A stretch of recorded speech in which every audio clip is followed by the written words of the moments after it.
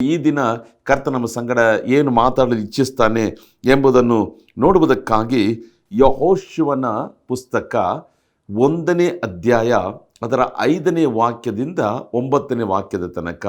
The book of Joshua chapter 1 versus from 5 to 9. ಇದು ಹಳೆ ಒಡಂಬಡಿಕೆಯಲ್ಲಿ ಕನ್ನಡ ಸತ್ಯವೇದ ಪುಸ್ತಕದಲ್ಲಿ 245ನೇ ಪುಟ, page number 245, Kannada Bible old Testament. ನಾನು ನಿಮಗಾಗಿ ಈ ವಾಕ್ಯಗಳನ್ನು ಓದಿ ಇದರಿಂದ ಒಂದು 3 ಅಂಶಗಳನ್ನು ಇವತ್ತು ನಾವು ಧ್ಯಾನ ಮಾಡಿ ಪ್ರಾರ್ಥನೆ ಮಾಡಿ ಮುಗಿಸಲಿದ್ದೇವೆ. ನಿನ್ನ ಜೀವಮಾನದಲ್ಲೆಲ್ಲ ಒಬ್ಬನು ನಿನ್ನ ಮುಂದೆ ನಿಲ್ಲನು. ನಾನು ಮೋಶೆಯ ಸಂಗಡ ಇದ್ದ ಹಾಗೆ ನಿನ್ನ ಸಂಗಡಲೂ ಇರುವೆನು. ನಿನ್ನನ್ನು ಕೈ ಬಿಡುವುದಿಲ್ಲ, ತೊರೆಯುವುದಿಲ್ಲ. ಸ್ಥಿರಚಿತ್ತನಾಗಿರು, ಧೈರ್ಯದಿಂದಿರು. ಯಾಕೆಂದರೆ ನಾನು ಈ ಜನರ ಪಿತೃಗಳಿಗೆ ಪ್ರಮಾಣ ಮಾಡಿಕೊಟ್ಟ ದೇಶವನ್ನು ಇವರಿಗೆ ನೀನೇ ಸ್ವಾಧೀನಪಡಿಸಬೇಕು. ನನ್ನ ಸೇವಕನಾದಂಥ ಮೋಶೆ ನಿನಗೆ ಬೋಧಿಸಿದ ಧರ್ಮೋಪದೇಶವನ್ನೆಲ್ಲ ಕೈಗೊಂಡು ನಡೆಯುವುದರಲ್ಲಿ ಸ್ಥಿರಚಿತ್ತನಾಗಿರು, ಪೂರ್ಣ ಧೈರ್ಯದಿಂದಿರು. ಅದನ್ನು ಬಿಟ್ಟು ಎಡಕ್ಕಾದರೂ ಬಲಕ್ಕಾದರೂ ಹೋಗಬೇಡ. ಆಗ ನೀನು ಎಲ್ಲಿ ಹೋದರೂ ಕೃತಾರ್ಥನಾಗುವಿ. ಈ ಧರ್ಮಶಾಸ್ತ್ರವು ಯಾವಾಗಲೂ ನಿನ್ನ ಬಾಯಲ್ಲಿರಲಿ. ಹಗಲಿರಲು ಅದನ್ನು ಧ್ಯಾನಿಸುತ್ತಾ ಅದರಲ್ಲಿ ಬರೆದಿರುವುದನ್ನೆಲ್ಲ ಕೈಗೊಂಡು ನಡಿ. ಆಗ ನಿನ್ನ ಮಾರ್ಗದಲ್ಲೆಲ್ಲ ಸಫಲನಾಗುವಿ, ಕೃತಾರ್ಥನಾಗುವಿ. ನಾನು ನಿನಗೆ ಆಜ್ಞಾಪಿಸಿದನೆಲ್ಲ ಸುರಚಿತ್ತನಾಗಿರು, ಧೈರ್ಯದಿಂದಿರು, ಅಂಜಬೇಡ, ಕಳವಳಗೊಳ್ಳಬೇಡ. ನೀನು ಹೋಗುವಾಗಲೆಲ್ಲ ನಿನ್ನ ದೇವರಾದಂಥ ಯೆಹೋವನು ನಿನ್ನ ಸಂಗಡ ಇರುತ್ತಾನೆ ಎಂದು ಹೇಳಿದನು. ಪ್ರಿಯರಾದವರೇ, ನಮ್ಮ ಕರ್ತನಾದಂಥ ದೇವರು ಯೆಹೋವನ ಸಂಗಡ ಮಾತನಾಡುವಂಥ ಮಾತುಗಳು ಈ ವಾಕ್ಯಗಳಲ್ಲಿ ಬರೆಯಲ್ಪಟ್ಟಿದೆ. ಇಷ್ಟೊಂದು ವರ್ಷಗಳು ಮೋಶೆಯ ನಾಯಕತ್ವದಲ್ಲಿ ಇಸ್ರಾಯೇಲ್ ಜನರು ಐಗುಪ್ತದ ಗುಲಾಮತನದಿಂದ ಹೊರಗೆ ಬಂದು 10 ವಿಧವಾದಂಥ ಬಾಧೆಗಳನ್ನು, ಆ ಅದ್ಭುತಗಳನ್ನು ನೋಡಿ, ಕೆಂಪು ಸಮುದ್ರ ವಿಭಾಗವಾಗುವುದನ್ನು ನೋಡಿ, ಮಾರ ಮಧುರವಾಗಿ ಆಗುವುದನ್ನು ನೋಡಿ, ಬಂಡೆಯನ್ನು ಒಡೆದು ದೇವರು ನೀರು ಕೊಟ್ಟಿದ್ದನ್ನು ನೋಡಿ, ಮೇಘಸ್ತಂಭವು ಅಗ್ನಿಸ್ತಂಭವು ಇವರು ಮಾರ್ಗದರ್ಶನವನ್ನು ನೋಡಿ, ಅದು ಮಾತ್ರವಲ್ಲ ಮನ್ನಾ, ದೇವದೂತರ ಆಹಾರವಾಗಿರುವಂಥ ಮನ್ನಾ ಜನರಿಗೆ ದೇವರು ಕೊಟ್ಟಿದ್ದನ್ನೆಲ್ಲ ನೋಡಿ ಜನರು ಮೋಶೆಯ ನಾಯಕತ್ವದಲ್ಲೇ ಹಾಗೆಯೇ ಬರ್ತಾಯಿದ್ರು. ಪ್ರಿಯರಾದವರೇ, ನಿಮಗೂ ನನಗೊಂದು ನಾಯಕತ್ವ ಅಗತ್ಯ. ಹಲ್ಲೂಯ. ನೀವು ಯಾರಾದರೂ ನಾಯಕತ್ವದಲ್ಲಿ ಇಲ್ಲ ಅಂದರೆ ಒಂದು ಪ್ರಶ್ನೆ ಚಿಹ್ನೆ. ಸಭೆಗೆ ಹೋಗುವಂಥವರು ಸಭೆಯ ಸಭಾಪಾಲಕರ ನಾಯಕತ್ವದಲ್ಲಿ ಇರಬೇಕು. ಅದು ಮಾತ್ರವಲ್ಲ, ಸೇವಾ ಸಂಸ್ಥೆಗಳಲ್ಲಿ ಕೆಲಸ ಮಾಡುವವರು, ಸೇವೆ ಮಾಡುವವರು ಆ ನಾಯಕರ ನಾಯಕತ್ವದಲ್ಲಿ ಇರುವುದು ಬಹಳ ಒಳ್ಳೆಯದು. ಈಗ ಮೋಶೆಯ ಕಾಲ ಮುಗಿದೋಯಿತು, ಆತನು ಸತ್ತ. ಈಗ ದೇವರು ಯೆಹೋಶುವನನ್ನು ಎಬ್ಬಿಸುತ್ತಾನೆ. Hallelujah, hallelujah. ಗಟ್ಟಿಯಾಗೋದು ಆಮೇಲೆ ಹೇಳೋಣ. ಯೆಹೋಶುವನ ಕಾಲ. ಯಾರು ಯೆಹೋಶುವ ಅಂತ ನೋಡಬೇಕಾದ್ರೆ, ಈ ಇಸ್ರಾಯೇಲ್ ಜನರು ಐಗುಪ್ತದ ಗುಲಾಮತನದಿಂದ ಹೊರಟಾಗ ಯೆಹೋಶುವನು ಕೂಡ ಒಬ್ಬ ಯುವಕನಾಗಿ ಇವರ ಸಂಗಡ ಆತನು ಹೊರಟು ಬರ್ತಾನೆ. ನೂನನ ಮಗನಾದ ಯೆಹೋಶುವನು. ಯೆಹೋಶುವ ಅದರ ಅರ್ಥ ಏನಂತ ನೋಡಬೇಕಾದ್ರೆ ರಕ್ಷಕ, ಸೇವಿಯರ್, ಕಾಪಾಡುವವನು, ಸಂರಕ್ಷಕ ಎಂಬುದಾಗಿ ಅರ್ಥ. ಯೆಹೋಶುವನ ಬಗ್ಗೆ ಈ ಮೋಶೆಯ ಧರ್ಮಶಾಸ್ತ್ರಗಳಲ್ಲಿ ನೋಡಬೇಕಾದ್ರೆ, ಆತನು ಬರೆದಂಥ ಪುಸ್ತಕಗಳಲ್ಲಿ ನೋಡಬೇಕಾದ್ರೆ ವಿಮೋಚನ ಕಾಂಡ, ಅರಣ್ಯಕಾಂಡ, ಧರ್ಮೋಪದೇಶ ಕಾಂಡ, ಯಾಜಕ ಕಾಂಡ, ಈ ಪುಸ್ತಕಗಳೆಲ್ಲ ನೋಡಬೇಕಾದ್ರೆ ಯೆಹೋಶುವನು ಇವನು ಎಲ್ಲೆಲ್ಲಿ ಕಾಣಿಸ್ಕೊಳ್ತಾನೆ ಅಂತ ನೋಡಬೇಕಾದ್ರೆ, ಐಗುಪ್ತ ದೇಶದಿಂದ ಹೊರಗೆ ಬಂದಾಗ, ಆ ವೈರಿಗಳು ಯುದ್ಧ ಮಾಡೋಕ್ಕೆ ಬಂದಾಗ ಯೆಹೋಶುವನು ಹೋಗಿ ಈ ಇಸ್ರಾಯೇಲ್ ಜನರನ್ನು ಕರ್ಕೊಂಡೋಗಿ ಯುದ್ಧ ಮಾಡ್ತಾನೆ. ಮೋಶೆಯು ಬೆಟ್ಟದ ಮೇಲೆ ಕೈಗಳ ಮೇಲೆ ಕೆತ್ತಿ ನಿಂತ್ಕೊಳ್ತಾನೆ. ಅದು ಮಾತ್ರವಲ್ಲ, ಗೂಢಾಚಾರಿಗಳು 12 ಗೋತ್ರಕ್ಕೆ 12 ಕುಲಕ್ಕೆ ಸೇರಿದಂಥ 12 ಮಂದಿಯನ್ನು ಆರಿಸಿಕೊಂಡು ಆ ಹಾಲು ಜೇನು ಹರಿಯುವಂಥ ಕಾನಾನ್ ದೇಶಕ್ಕೆ ಹೋಗಿ ನೋಡ್ಕೊಂಡು ಬನ್ನಿರಿ ಎಂಬುದಾಗಿ ಹೇಳಿದಾಗ 12ರಲ್ಲಿ ಕಾಲೇಬ್ ಒಬ್ಬ, ನೂನನ ಮಗನಾದಂಥ ಈ ಯೆಹೋಶುವನು ಒಬ್ಬನಾಗಿದ್ದ. ಅದು ಮಾತ್ರವಲ್ಲ, ದೇವರು ಮೋಶೆ ಸಂಗಡ 40 ದಿನಗಳು ಬೆಟ್ಟದ ಮೇಲೆ ಆತನ ಮುಖಾಮುಖಿಯಾಗಿ ಸಂಧಿಸುವಾಗ ಯೆಹೋಶುವನ ಕಡೆ ಮೋಶೆ ಸಂಗಡ ಹೋಗ್ತಾನೆ, ಮೋಶೆ ಮೇಲಕ್ಕೆ ಹೋಗ್ತಾನೆ, ಯೆಹೋಶುವನ ಕಡೆ ಆ ಜಾಗದಲ್ಲಿ ಕಾದಿರುವುದನ್ನು ನಾವು ನೋಡ್ತೇವೆ. ಅದು ಮಾತ್ರವಲ್ಲ, ವಿಮೋಚನಾ ಕಾಂಡ 33ನೇ ಅಧ್ಯಾಯದಲ್ಲಿ ನೋಡಬೇಕಾದ್ರೆ ಮೋಶೆ ಆ ದೇವ ದರ್ಶನದ ಗುಡಾರದ ಒಳಗೆ ಹೋಗುವಾಗ ಮೋಡ ಇಳಿದು ಬರ್ತದೆ. ಮೋಶೆಯು ದೇವರೊಟ್ಟಿಗೆ ಒಬ್ಬ ಸ್ನೇಹಿತನು ಇನ್ನೊಬ್ಬ ಸ್ನೇಹಿತನೊಟ್ಟಿಗೆ ಮಾತಾಡುವ ಹಾಗೆ ಮುಖಾಮುಖಿಯಾಗಿ ಮಾತಾಡ್ತಾನೆ. ಇವನು ಹೊರಗೆ ಬರ್ತಾನೆ. ಯೆಹೋಶುವನ ವಾಕ್ಯ ಅಲ್ಲಿ ಬರೆಯಲ್ಪಟ್ಟಿದೆ. ಈ ವಿಮೋಚನಾ ಕಾಂಡ 33:11 ಯೆಹೋಶುವನು ಗೂಡಾರದ ಆ ಡೇರೆಯ ಬಾಗಿಲನ್ನು ಬಿಟ್ಟು ಹೋಗಲೇ ಇಲ್ಲ ಎಂಬುದಾಗಿ. ಈ ರೀತಿಯಾಗಿ ದೇವರ ಪ್ರಸನ್ನತೆಯನ್ನು ಬಯಸಿದವನು, ದೇವರ ದಾಸರ ಸಂಗಡ ಇದ್ದವನು. ದೇವರು ಯೋಚನೆ ಮಾಡಿದ, ಮೋಶೆ ನಂತರ ಯೆಹೋಶುವನೇ ಈ ಜನರನ್ನು ಮಾರ್ಗ ನಡೆಸಬೇಕು. ಎಲ್ಲಿ? ಹಾಲು ಜೇನು ಹರಿಯುವಂಥ ಕಾನಾನ್ ದೇಶವನ್ನು ಸ್ವಾಧೀನ ಮಾಡ್ಕೋಬೇಕು. ಅದು ಮಾತ್ರವಲ್ಲ, ಸ್ವಾಧೀನ ಮಾಡಿಕೊಂಡ ನಂತರ ಈ 12 ಕುಲಕ್ಕೆ ಸೇರಿದಂಥ ಈ ಜನಾಂಗಗಳಿಗೆ ಆ ದೇಶವನ್ನು ವಿಂಗಡಿಸಿ ಕೊಡಬೇಕು, ಎಲ್ಲವನ್ನು ಸೆಟಲ್ ಮಾಡಬೇಕು ಎಂಬುದಾಗಿ ಯೆಹೋಶುವನ ಮೇಲೆ ಒಂದು ದೊಡ್ಡ ಜವಾಬ್ದಾರಿಕೆ ಇಡಲ್ಪಟ್ಟಿದೆ. ಮೋಶೆ ಸಾಯುವುದಕ್ಕೆ ಮುನ್ನ ಆ ಧರ್ಮೋಪದೇಶ ಕಾಂಡ 34ನೇ ಅಧ್ಯಾಯ 29ನೇ ವಾಕ್ಯವನ್ನು ನೋಡಬೇಕಾದ್ರೆ ಯೆಹೋಶುವನ ಮೇಲೆ ಕೈ ಇಟ್ಟು ತನ್ನ ಜ್ಞಾನ ವರಗಳನ್ನು, ತನ್ನ ಅಭಿಷೇಕವನ್ನು ಟ್ರಾನ್ಸ್ಫರ್ ಮಾಡ್ತಾನೆ. ಆದ್ದರಿಂದ ಪ್ರಿಯರಾದವರೇ, ಅಪೊಸ್ತಲರು ಕೂಡ ನೋಡ್ರಿ ಕರಗಳನ್ನಿಟ್ಟು ಪ್ರಾರ್ಥಿಸಿದರು. ಆದ್ದರಿಂದ ದೇವ ಸೇವಕರು ನಮ್ಮ ಮೇಲೆ ಇರುವಂಥ ಅಭಿಷೇಕ ಇತರರು ಹೊಂದಿಕೊಳ್ಬೇಕಾದ್ರೆ ನಾವು ಕರಗಳನ್ನಿಟ್ಟು ಪ್ರಾರ್ಥನೆ ಮಾಡುವುದರಲ್ಲಿ ತಪ್ಪು ಇಲ್ಲವೇ ಇಲ್ಲ. ಕೆಲವರು ಕೈಯೇ ಇಡಲ್ಲ ಅಲ್ವಾ, ಕೆಲವರು ಕೈ ಇಡೋದಕ್ಕೆ ಹೆದರ್ತಾರೆ, ಕೆಲವರು ನಾನಾ ರೀತಿಯಾದಂಥ ಕಾರ್ಯಗಳು. ಆದರೆ ಮೋಶೆ ತನ್ನ ಕರಗಳಿಟ್ಟು ಯೆಹೋಶುವನನ್ನು ಅಭಿಷೇಕ ಮಾಡಿದ. ಈಗ ಮೋಶೆ ಸತ್ತ ನಂತರ ಯೆಹೋಶುವನ ಮೇಲೆ ಇಡೀ ಜವಾಬ್ದಾರಿಕೆ. ಲಕ್ಷಾಂತರ ಜನರನ್ನು ಮಾರ್ಗ ನಡೆಸಬೇಕು. ಸಹೋದರಿ, ನಿನ್ನ ಒಂದು ಕುಟುಂಬದಲ್ಲಿರುವಂಥ 4-5 ಜನರನ್ನು ಮಾರ್ಗ ನಡೆಸಲು ಅಷ್ಟು ಕಷ್ಟಪಡ್ತಿದೀಯ. ಸಹೋದರ, ನಿನ್ನ ಕುಟುಂಬ 3-4 ಜನ ಇದ್ದಾರೆ, ಅಷ್ಟು ಕಷ್ಟಪಡ್ತೀಯ. ಆಫೀಸಲ್ಲಿ ಒಂದು 10 ಜನ 20 ಜನ ಮ್ಯಾನೇಜ್ ಮಾಡೋಕ್ಕೆ ಕಷ್ಟಪಡ್ತೀವಿ ಅಲ್ವಾ. ಒಂದು ಸಭೆಯಲ್ಲಿ ಕೆಲವು ಕುಟುಂಬಗಳನ್ನು ಮ್ಯಾನೇಜ್ ಮಾಡೋದಕ್ಕೆ ನಾವು ತುಂಬ ಕಷ್ಟಪಡ್ತೀವಿ. ಆದರೆ ಯೆಹೋಶುವನ ಮುಂದೆ ಲಕ್ಷಾಂತರ ಜನರು, ಸಾಧಾರಣ ಜನರಲ್ಲ, ಗುಣಗುಟ್ಟವರು, ನಿಷೇಧಾರ್ಥಕವಾಗಿ ಮಾತಾಡುವವರು, ಬೈಯುವವರು, ದೂಷಿಸುವವರು, ಕೆಟ್ಟದಾಗಿ ಮಾತಾಡುವವರು, ಈ ರೀತಿಯಾದಂಥ ಜನರು. ಒಂದು ಸವಾಲು. ಇನ್ನೊಂದು ಸವಾಲೇನು? ಇವರನ್ನೆಲ್ಲ ಕರ್ಕೊಂಡು ಹಾದು ಹೋಗಬೇಕಾದ್ರೆ ಮುಂದೆ ಯೋರ್ದಾನ್ ಹೊಳೆ ಇದೆ, ಉಕ್ಕಿ ಹರಿತಾ ಇದೆ. ಅದು ಮಾತ್ರವಲ್ಲ, ಅದನ್ನು ದಾಟಿದರೆ ಯೆರಿಕೋ ಗೋಡೆ ಇದೆ. ಅದು ಮಾತ್ರವಲ್ಲ, ಹೇರಾಳವಾದಂಥ ವೈರಿಗಳು. ಒಂದೊಂದು ರಾಜ್ಯವನ್ನು, ಒಂದೊಂದು ದೇಶವನ್ನು ದಾಟಿ ಹಾಲು ಜೇನು ಹರಿಯುವಂಥ ಕಾನಾನ್ ದೇಶಕ್ಕೆ ಹೋಗುವಷ್ಟರಲ್ಲಿ ಹೇರಾಳವಾದಂಥ ಯುದ್ಧವನ್ನು ಮಾಡಬೇಕು, ಹೇರಾಳವಾದಂಥ ಕರ್ತನ ಚಿತ್ತವನ್ನು ನೆರವೇರಿಸಬೇಕು. ಹೇರಾಳವಾದಂಥ ಭಯಂಕರ ಸವಾಲುಗಳು ಈತನ ಮುಂದೆ ಇದೆ. ಸ್ವಲ್ಪ ಯೋಚನೆ ಮಾಡಿ ನೋಡ್ರಿ. ಗುಣಗುಟ್ಟುವಂಥ ಜನರು ಒಬ್ಬರು ಇಬ್ಬರಲ್ಲ, ಲಕ್ಷಾಂತರ ಜನರು. ಅದು ಮಾತ್ರವಲ್ಲ, ಮುಂದೆ ಸವಾಲುಗಳು, ಯೋರ್ದಾನ್ ಹೊಳೆ, ಯೆರಿಕೋ ಗೋಡೆ. ಅದು ಮಾತ್ರವಲ್ಲ, ವೈರ್ಯ ಸೈನ್ಯಗಳು, ಈ ಜನರಿಗೆ ದೇಶವನ್ನು ವಿಂಗಡಿಸಿಕೊಡಬೇಕು. ಈ ರೀತಿಯಾದಂಥ ಸವಾಲುಗಳು ತುಂಬಲ್ಪಟ್ಟು ಇರುವಂಥ ಈ ಮನುಷ್ಯನ ಮುಂದೆ ಇರುವಂಥ ಸವಾಲುಗಳನ್ನು ನೋಡಿ ಒಂದು ವೇಳೆ ಯೆಹೋಶುವನ ಹೃದಯದಲ್ಲಿ ಹೇರಾಳವಾದಂಥ ಭಯಗಳು, ದಿಗಿಲು, ಆತಂಕ, ಗಾಬರಿ ಕಾಣಲ್ಪಟ್ಟಿರಬಹುದು. ಆ ವೇಳೆಯಲ್ಲಿ, ತನ್ನ ನಾಯಕತ್ವದಲ್ಲಿ ಕಾಲಿಟ್ಟಂಥ ಆ ವೇಳೆಯಲ್ಲಿ ಇಡೀ ಜವಾಬ್ದಾರಿಕೆಯನ್ನು ಮೋಶೆ ಮೇಲೆ ಇದ್ದಂಥ ಅಷ್ಟು ಜವಾಬ್ದಾರಿಕೆಗಳು ಯೆಹೋಶುವನ ಮೇಲೆ ಬಂದಾಗ ಅವನ ಹೃದಯವು ಒಂದು ವೇಳೆ ಸಂತೋಷದಲ್ಲಿ ಸಂತೋಷವಾಗಿದ್ದಿರಲ್ಲ. ಕಾರಣ ಜನರು, ಸವಾಲುಗಳು, ಹೋರಾಟ, ವೈರಿಗಳು, ಯೋರ್ದಾನ್ ಹೊಳೆ, ಯೆರಿಕೋ ಗೋಡೆ, ವೈರಿಗಳ ಆಯುಧಗಳು, ಇದೆಲ್ಲ ಅವನ ನೆನಪಿಗೆ ಬಂದಿರಬಹುದು. ಹೇಗೆ ನಾನು ನಿಭಾಯಿಸ್ತೇನೆ, ಹೇಗೆ ಅವರನ್ನು ನಡೆಸ್ತೇನೆ, ದೇವರ ಜವಾಬ್ದಾರಿಕೆಯನ್ನು ಹೇಗೆ ಪೂರೈಸ್ತೇನೆ ಎಂಬುದಾಗಿ ಆ ರೀತಿಯಾಗಿ ಅವನ ಮನಸ್ಸಲ್ಲಿ ಯೋಚನೆ ಮಾಡ್ತಿರ್ಬೇಕಾದ್ರೆ ದೇವರು ಬಂದು ಸ್ವತಃ ಮಾತಾಡ್ತಾನೆ.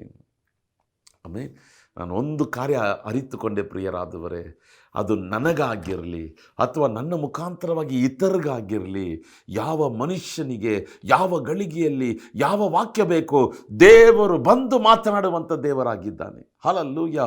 ನಾನು ಸೋತೋಗಿರುವಾಗ, ನನ್ನ ಮುಂದೆ ಸವಾಲುಗಳು ನಿಂತಿರಬೇಕಾದ್ರೆ ಅದನ್ನು ಜಯಿಸುವುದಕ್ಕೆ, ಅದನ್ನು ನಿಭಾಯಿಸುವುದಕ್ಕೆ, ಅದನ್ನು ಸೋಲಿಸಿ ದಾಟಿ ಹೋಗುವುದಕ್ಕೆ ಬೇಕಾದಂಥ ಮಾತುಗಳನ್ನು ದೇವರು ಕೊಡ್ತಾನೆ.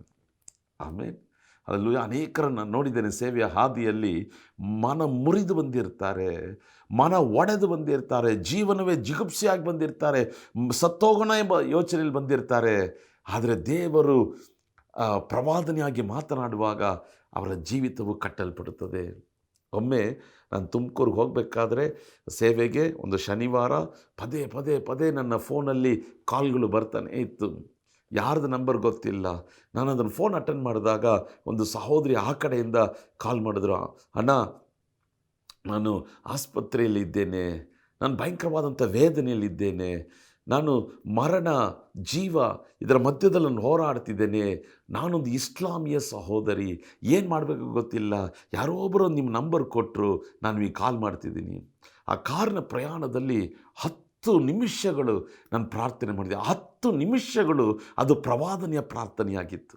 ಆ ಸಹೋದರಿಯ ಜೀವಿತದಲ್ಲಿ ನಡೆದಂಥ ಘಟನೆಗಳು, ನಡೀತಿರುವಂಥ ಘಟನೆಗಳು, ಇನ್ನು ಮುಂದೆ ಕರ್ತನು ಏನು ಮಾಡ್ತಾನೆ ಎಲ್ಲವನ್ನು ಕರ್ತನು ಮಾತಾಡಿದ.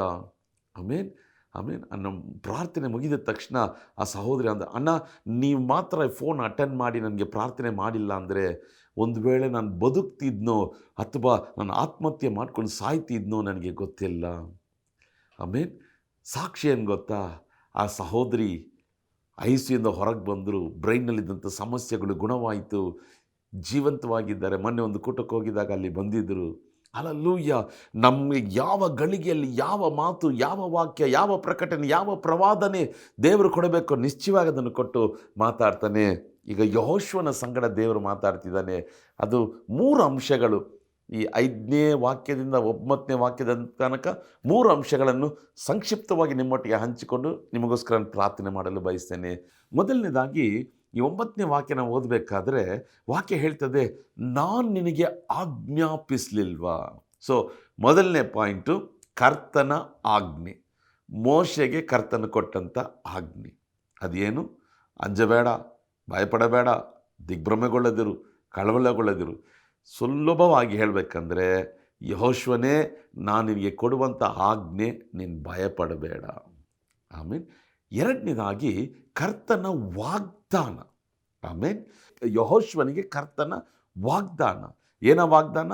5ನೇ ವಾಕ್ಯ ಮತ್ತು 9ನೇ ವಾಕ್ಯದ ಕಡೆ ಭಾಗ ಏನದು? ನಾನು ಮೋಶೆ ಸಂಗಡ ಇದ್ದ ಹಾಗೆ ನಿನ್ನ ಸಂಗಡ ಇರುವೆ, ನಿನ್ನ ಜೀವಮಾನವೆಲ್ಲ ಒಬ್ಬನು ನಿನ್ನ ಮುಂದೆ ನಿಲ್ಲನು. ಸಹೋದರ, ಇವತ್ತು ನಿನ್ನ ಮುಂದೆ ಯಾವುದೋ ಒಂದು ಸವಾಲು ಇರ್ಬೋದು. ಯೆಹೋಶುವನ ಮುಂದೆ ಹೇರಾಳವಾದಂಥ ಸವಾಲುಗಳು ಇದ್ದ ಹಾಗೆ ನಿನ್ನ ಜೀವನದಲ್ಲಿ, ನಿನ್ನ ಸೇವೆಯಲ್ಲಿ, ನಿನ್ನ ಕುಟುಂಬದಲ್ಲಿ, ನಿನ್ನ ಮನೆಯಲ್ಲಿ, ನಿನ್ನ ಬಿಸ್ನೆಸ್ಸಲ್ಲಿ, ನಿನ್ನ ಕೆಲಸದ ಜಾಗದಲ್ಲಿ ಯಾವುದೋ ಒಂದು ಸವಾಲುಗಳು ಭಯಂಕರವಾಗಿರ್ಬೋದು. ಕರ್ತನ ಹೇಳ್ತಿದ್ದಾನೆ, ಯೆಹೋಶುವನಿಗೆ ನಾನು ವಾಗ್ದಾನ ಕೊಟ್ಟ ಹಾಗೆ ನಾನು ನಿನಗೆ ವಾಗ್ದಾನ ಕೊಡ್ತಿದ್ದೇನೆ. ನಾನು ಮೋಶೆ ಸಂಗಡ ಇದ್ದ ಹಾಗೆ ನಿನ್ನ ಸಂಗಡ ಇರುವೆ, ನಿನ್ನ ಜೀವಮಾನವೆಲ್ಲ ಒಬ್ಬನು ನಿನ್ನ ಮುಂದೆ ನಿಲ್ಲನು. ಆಮೇಲೆ ಮೂರನೇದಾಗಿ ಕರ್ತನ ಆಲೋಚನೆ. 7ನೇ ವಾಕ್ಯ 8ನೇ ವಾಕ್ಯ. ಈ ಧರ್ಮಶಾಸ್ತ್ರ ಏನ್ರಿ? ಅದು ಧರ್ಮಶಾಸ್ತ್ರ ಇದೇ ರೀ. ಧರ್ಮಶಾಸ್ತ್ರ ಹಲ್ಲೆಲೂಯಾ, ಹಲ್ಲೆಲೂಯಾ, ಇದೇ ರೀ. ನಮಗೆ ಅರ್ಥವಾಗುವಂತೆ ಇರುವಂಥ ಶಾಸ್ತ್ರ ಇದೇ ರೀ. ಕನ್ನಡ ಭಾಷೆಯಲ್ಲಿದೆ ರೀ, ಇಂಗ್ಲೀಷ್ ಭಾಷೆಯಲ್ಲಿದೆ ರೀ, ತಮಿಳ್ ಭಾಷೆಯಲ್ಲಿದೆ ರೀ. ಈ ಶಾಸ್ತ್ರಗಳು ಯೆಹೋಶುವನಿಗೆ ಕರ್ತನು ಹೇಳ್ತಿದ್ದಾನೆ, ಹಗಲಿರಲು ಇದನ್ನು ಧ್ಯಾನಿಸುತ್ತಾ ಇರು. ಇದು ನಿನ್ನ ಬಾಯನ್ನು ಬಿಟ್ಟು ಹೋಗಲೇಬಾರ್ದು, ನಿನ್ನ ಮನಸ್ಸನ್ನು ಬಿಟ್ಟು ಹೋಗಲೇಬಾರ್ದು, ನಿನ್ನ ಹೃದಯವನ್ನು ಬಿಟ್ಟು ಹೋಗಲೇಬಾರ್ದು. ಈ 3 ಕಾರ್ಯಗಳನ್ನು ದೇವರು ಯೆಹೋಶುವನ ಸಂಗಡ ಮಾತಾಡ್ತಾನೆ.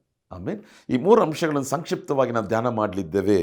1, ಕರ್ತನ ಆಜ್ಞೆ, ಭಯಪಡಬೇಡ. 2, ಕರ್ತನ ವಾಗ್ದಾನ, ನಾನು ನಿನ್ನ ಸಂಗಡ ಇದ್ದೇನೆ. 3ನೇದು ಕರ್ತನ ಆಲೋಚನೆ, ಏನದು? ಬೈಬಲ್ ನಿನ್ನ ಬಿಟ್ಟು ಆಗಲೇಬಾರ್ದು. ಆಮೇಲೆ the commandment of God, do not be afraid. The promise of God, I am with you. No one will be able to stand against you all the days of your life. The counsel of God, let not the word of God depart from your mouth. Amen. Depart from your mind, depart from your heart, depart from your soul. Let your spirit, soul, body be saturated with the word of God. Word of God. Prayer, pray with the word of God. Worship with the word of God. Preach with the word of God. Prophesy with the word of God. Speak with the word of God. Let your every cells of your body be saturated with the word of God, because this has life. ಆಮೇಲೆ hallelujah. So ಮೊದಲನೇದಾಗಿ 9ನೇ ವಾಕ್ಯ ನಾವು ನೋಡಬೇಕಾದ್ರೆ ಕರ್ತನು ಹೇಳ್ತಿದ್ದಾನೆ, ನಾನು ನಿನಗೆ ಆಜ್ಞಾಪಿಸಲಿಲ್ವಾ? 4 ಬಾರಿ ಕರ್ತನು ಯೆಹೋಶುವನಿಗೆ ಹೇಳ್ತಾನೆ ಈ 1ನೇ ಅಧ್ಯಾಯದಲ್ಲಿ. 6ನೇ ವಾಕ್ಯ, 7ನೇ ವಾಕ್ಯ, 9ನೇ ವಾಕ್ಯ, 18ನೇ ವಾಕ್ಯ. ನೀನು ಅಂಜಬೇಡ, ಸ್ಥಿರಚಿತ್ತನಾಗಿರು, ಧೈರ್ಯವಾಗಿರು, ಕಳವಳಗೊಳ್ಳಬೇಡ. ಇದನ್ನು ಸುಲಭವಾಗಿ ನಾವು ಹೇಳಬೇಕಂದ್ರೆ ಕರ್ತನ ಯೆಹೋಶುವನಿಗೆ ಹೇಳ್ತಿದ್ದಾನೆ, ಯೆಹೋಶುವನೇ, ನಿನ್ನ ಮುಂದೆ ಸವಾಲುಗಳು ಇರೋದು ನನಗೆ ಗೊತ್ತಿದೆ. ಲಕ್ಷಾಂತರ ಜನರನ್ನು ಮಾರ್ಗ ನಡೆಸಬೇಕು ನನಗೆ ಗೊತ್ತಿದೆ. ಯೋರ್ದಾನ್ ಹೊಳೆಯನ್ನು ದಾಟಬೇಕು ನನಗೆ ಗೊತ್ತಿದೆ.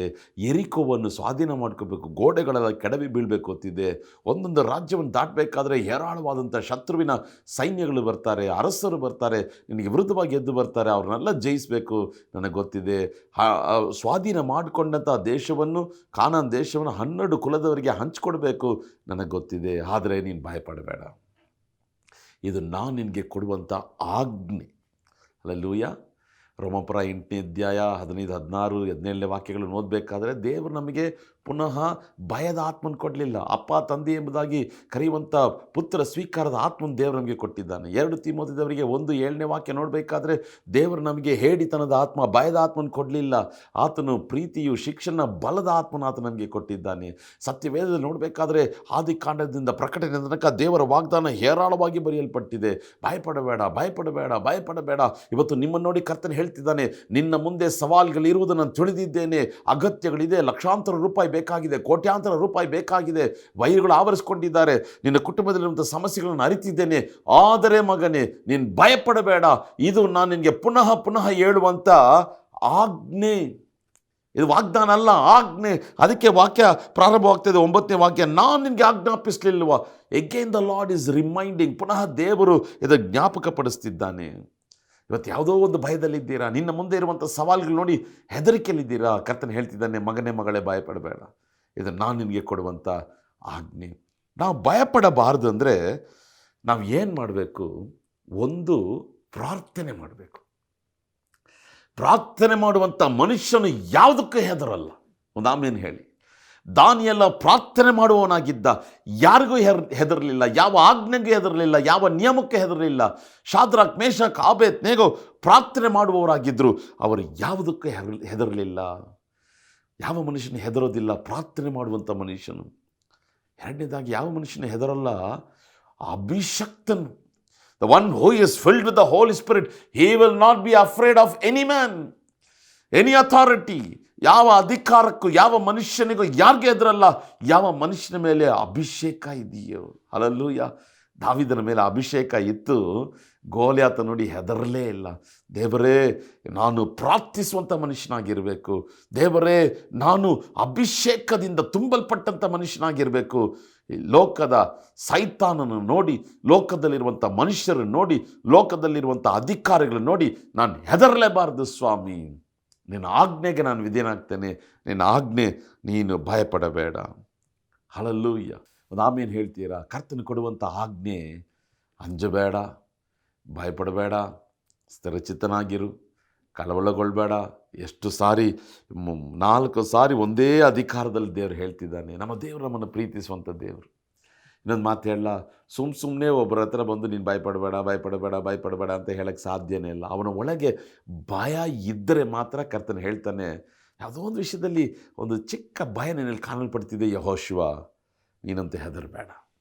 ಆಮೇಲೆ ಎರಡನೇದಾಗಿ, ಕರ್ತನ ವಾಗ್ದಾನ ಏನು? 5ನೇ ವಾಕ್ಯ, ನಿನ್ನ ಜೀವಮಾನದಲ್ಲೆಲ್ಲ ಒಬ್ಬನು ನಿನ್ನ ಮುಂದೆ ನಿಲ್ಲನು. ನಾನು ಮೋಶೆ ಸಂಗಡ ಇದ್ದ ಹಾಗೆ ನಾನು ನಿನ್ನ ಸಂಗಡಲ್ಲೂ ಇರುವೆನು, ನಾನು ನಿನ್ನ ಕೈ ಬಿಡುವುದಿಲ್ಲ, ತೊರೆಯುವುದಿಲ್ಲ. ಮತ್ತು 9ನೇ ವಾಕ್ಯ, ನಿನ್ನ ದೇವರಾದಂಥ ಯೆಹೋವನು ನಿನ್ನ ಸಂಗಡ ಇರುತ್ತಾನೆ. ನೀನು ಹೋಗುವಾಗಲೆಲ್ಲ ನಿನ್ನ ದೇವರಾದಂಥ ಕರ್ತನು ನಿನ್ನ ಸಂಗಡ ಇರ್ತಾನೆ. ಎಂಥ ವಾಗ್ದಾನ ರೀ! ಹಲ್ಲೆಲೂಯಾ. ಅದ್ಭುತವಾದಂಥ ವಾಗ್ದಾನ ಅಲ್ವೇ? ಯೆಹೋಶುವನು ಯೋಚನೆ ಮಾಡ್ತಿರ್ಬೋದು, ಮೋಶೆ ಸಂಗಡ ದೇವರಿದ್ದ, ನನ್ನ ಸಂಗಡ ಇದ್ದಾನ ಗೊತ್ತಿಲ್ವಲ್ಲ.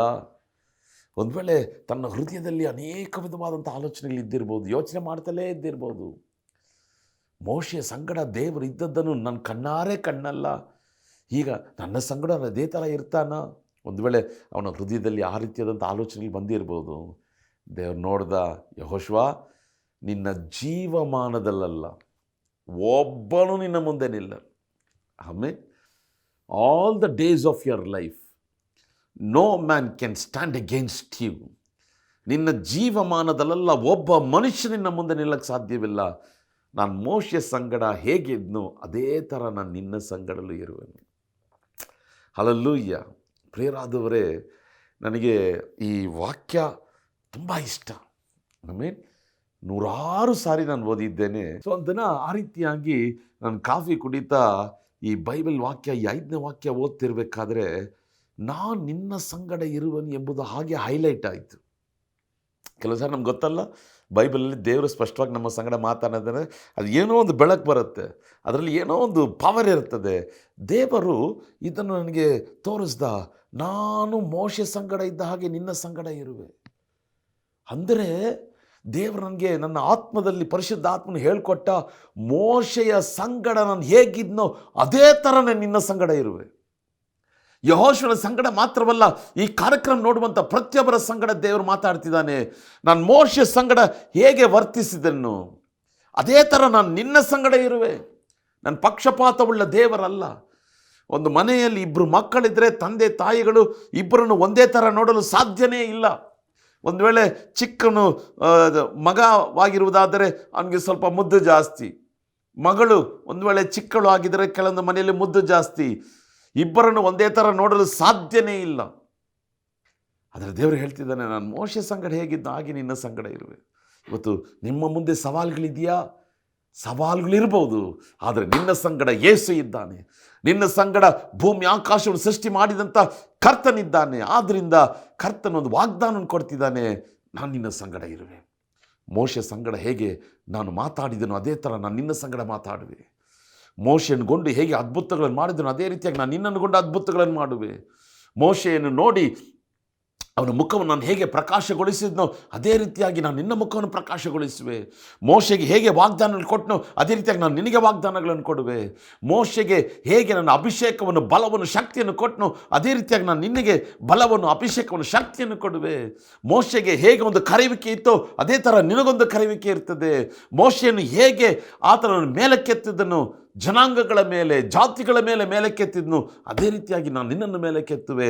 ನಾನು ಮೋಶೆಯನ್ನುಗೊಂಡು ಹೇಗೆ ಬಲವಾದ ಅದ್ಭುತ ಕೃತ್ಯಗಳನ್ನು ಮಾಡಿದನು, ನಿನ್ನನ್ನುಗೊಂಡು ಬಲವಾದ ಅದ್ಭುತ ಕೃತ್ಯಗಳನ್ನು ಮಾಡುವೆ. ನಾನು ಮೋಶೆ ಸಂಗಡ ಹೇಗಿದ್ನು, ಯೆಹೋಶುವ ನಾನು ನಿನ್ನ ಸಂಗಡ ಅದೇ ಥರ ಇರುವೆ.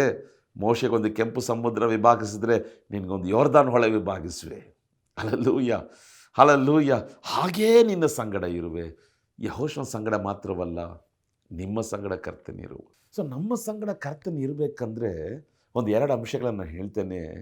ಒಂದು, ನಾವು ಪರಿಶುದ್ಧರಾಗಿರಬೇಕು. ಆಮೇಲೆ ಆಮೇಲೆ ಮೋಶೆ ವಿಮೋಚನಾಕಾಂಡ 3ನೇ ಅಧ್ಯಾಯದಲ್ಲಿ ಆತನು ಮುಳ್ಳಿನ ಪೊದೆಯಲ್ಲಿರುವಂಥ ಬೆಂಕಿ ನೋಡುವುದಕ್ಕಾಗಿ ಹತ್ತಿರ ಬಂದಾಗ ದೇವರಂದ, ಹತ್ತಿರ ಬರಬೇಡಪ್ಪ, ನೀನು ನಿಂತಿರುವಂಥ ಭೂಮಿ ಪರಿಶುದ್ಧ ಭೂಮಿ, ನಿನ್ನ ಕೆರಗಳನ್ನು, ನಿನ್ನ ಚಪ್ಪಲಿಗಳನ್ನೆಲ್ಲ ಬಿಚ್ಚಿಬಿಟ್ಟು ನನ್ನ ಹತ್ತಿರ ಬಾ. ದೇವರ ಬಳಿಗೆ ದೇವರು ನಮ್ಮ ಸಂಗಡ ಇರಬೇಕಾದ್ರೆ ದೇವರು ನಮ್ಮ ಬಳಿಯಲ್ಲಿ ಎದುರು ನೋಡುವುದು ಪರಿಶುದ್ಧತೆ.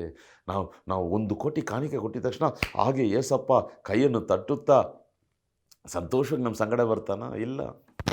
ನಾವೇನೋ ಸೇವೆಗೆ ತುಂಬ ಪ್ರಯಾಸಪಟ್ಟು ಅಲ್ಲಿ ಸೇವೆ ಮಾಡೋದ್ರಿಂದ ಇಲ್ಲ. ಎಲ್ಲಕ್ಕಿಂತ ಮಿಗಿಲಾಗಿ ದೇವರು ಎದುರು ನೋಡುವಂಥ ಕಾರ್ಯ ಪರಿಶುದ್ಧತೆ. ಆದರೆ ಸೈತಾನನು ಈ ಪರಿಶುದ್ಧತೆಯನ್ನು ಕೆಡಿಸುವುದಕ್ಕಾಗಿ 24/7 ಹೋರಾಡ್ತಿರ್ತಾನೆ. ಆಮೇಲೆ 24/7 ನಮಗೆ ಕೆಲಸ ಮಾಡೋಕ್ಕಾಗತ್ತಾ? ಇಲ್ಲ. ಆದರೆ ಸೈತಾನ್ ಕೆಲಸ ಮಾಡ್ತಾನೆ. ಯಾವುದು?